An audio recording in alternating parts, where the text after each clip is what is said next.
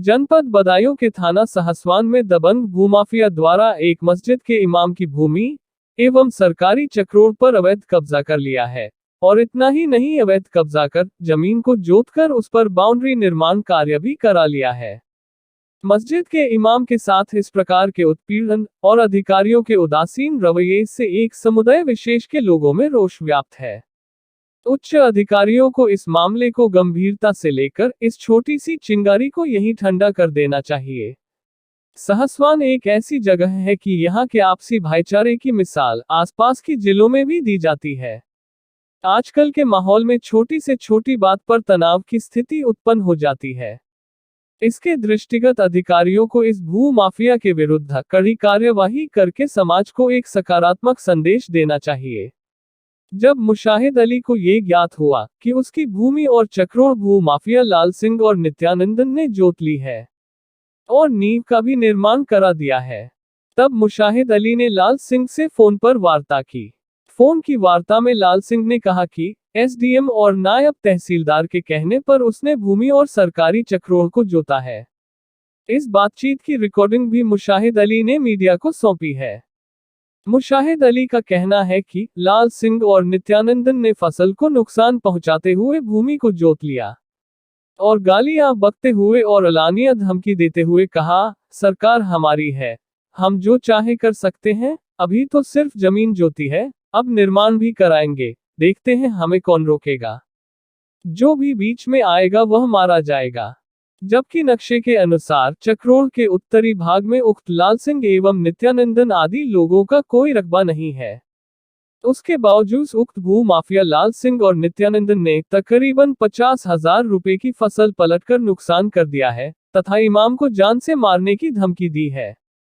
तहसील सहसवान में आयोजित संपूर्ण समाधान दिवस में भी इमाम मुशाहिद अली ने शिकायत की थी, लेकिन अधिकारियों की उदासीनता के चलते मामला जस का तस रहा। अधिकारियों द्वारा अगर मामले पर संज्ञान ले लिया होता और गंभीरता दिखाई होती तो भू माफिया के हौसले इतने बुलंद नहीं होते कि वो सरकारी चक्रोड़ भी जोत लें और उस पर बाउंड्री भी करवाना प्रारंभ कर दें। साथियों, यही वो भूमि है जिसको लेकर सारा विवाद है। यहाँ पर मेरे सामने कारी मुशाहिद खड़े हैं और दूसरा पक्ष सामने है। इस ज़मीन पर लेकर एक विवाद ये चल रहा था कि ये ज़मीन पहले इन्होंने कारी साहब ने ख़रीदी थी। कारी साहब ने ख़रीदने के बाद इसकी पैमाइश करवाई। पैमाइश के बाद जैसा कि आप ये देख रहे होंगे, मैं आपको पीछे से दिखाता हूँ, ये दो जो डंडे दिख रहे हैं ये सरकारी चक्रोड़ है। इस चक्रोड़ को कारी साहब ने जब ये पैमाइश डाली तो सरकार की तरफ से, तहसील प्रशासन की तरफ से एक टीम गठित हुई और उसने ये सीधा चक्रोड़ निकाल दिया। चक्रोड़ के सीधी तरफ ये जो नंबर है इसके मालिक दूसरे हैं और ये नंबर का कारी साहब का कहना है कि ये मैंने ख़रीदा है, अपनी पत्नी के नाम करवाया है।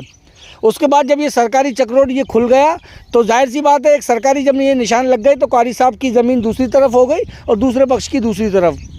दूसरे पक्ष का कहना है क्योंकि हम ये ज़मीन पहले से जोतते आ रहे थे, अब ये ज़मीन हमारी है, जबकि सरकारी जो नक्शा है उसके हिसाब से ये ज़मीन जो है, जो आप मेरे बाईं तरफ देख रहे होंगे, ये इनकी कारी साहब की है और जो दाईं तरफ देख रहे होंगे ये दूसरे पक्ष की है। अब उसके बाद जब ये सरकारी चक्रोड़ ये तैयार हो गया, उसके बाद अब कारी साहब का यह आरोप है कि उन्होंने अपनी ज़मीन में जो फसल की थी वो उनकी फसल जोत दी गई और इस चक्रोड़ के, मैं चक्रोड़ के पूरी ज़मीन को जोत दिया गया और उस पर कब्ज़ा किया जा रहा है। जैसे कि आप देख रहे होंगे, ये सारी की सारी आप जो नींव देख रहे होंगे, ये जो सरकारी जो भूमि थी चक्रोड़ की, मैं उसके पूरी ज़मीन को ये जोत कर और इस पर नींव भरी जा रही है, इस पर अवैध कब्ज़ा किया जा रहा है।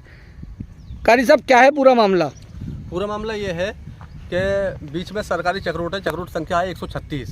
ठीक है। कानीगो वगैरह, लेखपाल वगैरह आए, उन्होंने चक्रोड़ निकाला और निकालने के बाद अपनी अपनी ज़मीन पर काबिज हो गए। इन्होंने भी अपनी फसल करी, मैंने अपनी फसल कर दी, फसल हो गई, बात ख़त्म हो गई। लेकिन इन्होंने परसों जो है मेरी खड़ी फसल को, लौकी और तुरई थी, अपने ट्रैक्टर ला कर पूरी फसल को इन्होंने जोत दिया और उसके बाद मेरी ज़मीन पर कब्जा कर लिया। जैसा कि आप देख रहे हैं, ये नींव भर दी इस पर, नींव भर गई। और मैंने समाधान दिवस में भी दिया और जब मैंने इन लोगों से आकर ये कहा कि मेरी फसल को क्यों जोता है, तो उन्होंने फ़ोन पर मुझे बताया, नित्यानंदन लाल सिंह ने, कि हमने एसडीएम साहब और नायब तहसीलदार के कहने पर तुम्हारी ज़मीन जोती है। यानी नायब तहसील, इनका ये आरोप है कि ये मतलब नायब तहसीलदार साहब और एसडीएम साहब ने सरकारी चक्रोट जुतवा दिया। सरकारी चक्रोट जुतवाया उन्होंने, रिकॉर्डिंग मेरे पास है। मेरी ये ज़मीन अब ये ऐसा कैसे हो सकता है? कोई सरकारी अधिकारी कैसे ये आदेश दे सकता है? नहीं दे सकता, मैं समझ रहा हूँ, हो सकता है उन पर बदनाम किया जा रहा हो उनको, लेकिन मेरे पास रिकॉर्डिंग है। मैंने समाधान दिवस में जाकर के एक एप्लीकेशन दी, लेकिन उसके बाद भी कोई कार्रवाई नहीं हुई। उसके समाधान दिवस में देने के बाद में ये नीक हो दी गई है। तो इससे मैं ज़ाहिर ये समझ रहा हूँ कि ये किसकी साजिश है, क्या है। और दूसरी बात ये है कि मैं मस्जिद का इमाम हूँ और ये मेरे साथ में एक साजिश चली जा रही है ताकि इमाम को जो है छेड़ा जाए, ताकि यहाँ का माहौल ख़राब करा जाए। साथियों, जिस तरह से इमाम साहब का ये कहना है कि ये मेरी ज़मीन पर अवैध रूप से कब्जा किया गया है और ये दिखाई भी दे रहा है, अगर इसको प्रत्यक्ष को प्रमाण की आवश्यकता नहीं होती, जो चीज़ हमने यहाँ पर आकर नोटिस की उसमें सरकारी चक्रोट के लिए दोनों निशान भी लगे हुए हैं, उसको चिन्हित किया गया है तहसील प्रशासन द्वारा, और वो चक्रोट जैसा कि आप देख रहे होंगे पीछे तक जा रहा है। तो कारी साहब का ये कहना है कि ये ट्रिगर करने की कोशिश की जा रही है, क्योंकि एक मस्जिद का इमाम से जुड़ा हुआ मामला संवेदनशील हो सकता है। साथियों, जिस तरह से देश में हालात हैं, जिस तरह से मेवात जल रहा है, जिस तरह से चीज़ें हो रही हैं, एक सांप्रदायिक तनाव, ज़रा सी बात पर सांप्रदायिक तनाव फैल जाता है। हम अधिकारियों से भी ये गुजारिश करेंगे और हम ये अधिकारियों तक भी बात पहुँचाएंगे कि सहसवान एक शांति प्रिय जगह है। सहसवान के माथे पर कभी कोई कलंक नहीं है, कोई धब्बा नहीं है। यहाँ के लोग बेहद आपसी भाईचारे से रहते हैं। किसी भी फील्ड में आप जाइए, आपको हिंदू और मुस्लिम साथ बैठा हुआ, साथ खाता हुआ, साथ चलता हुआ दिखाई दे जाएगा। सहसवान में क्या इतिहास रहा है कि यहाँ पर कभी माहौल ख़राब नहीं हुआ। अगर इस तरह की चीज़ें आज की जा रही हैं तो बेहद संवेदनशील मामला है। हम भी इस मामले की तह तक जाएंगे कि कहीं सहसवान का माहौल ख़राब करने के लिए कोई साजिश तो नहीं की जा रही है, क्योंकि सहसवान एक अच्छी, एक शांत जगह है। तो इसके बारे में भी हम अधिकारियों से चर्चा करेंगे। साथियों, जुड़े रहिए। बहुत बहुत धन्यवाद। हेलो। हेलो। हाँ हेलो, लाल सिंह भैया। हाँ भैया, हाँ मुशाहिद बोल रहा हूँ। बताएं। मैं खेत तुमने फिर जुतवा दिया जा रहा है। जितवा दिया नायब साहब ने कहा, नायब साहब ने और एसडीएम साहब ने जब जिता, ऐसे नहीं जितवाए। अभी हाँ, अभी जुतवाया तो अभी कहा था, पहले की बात बता रहे हो? कल शाम की बात है, पहले की नहीं, अभी की। तो हम मिले जाके उनसे। मिल लीजिए।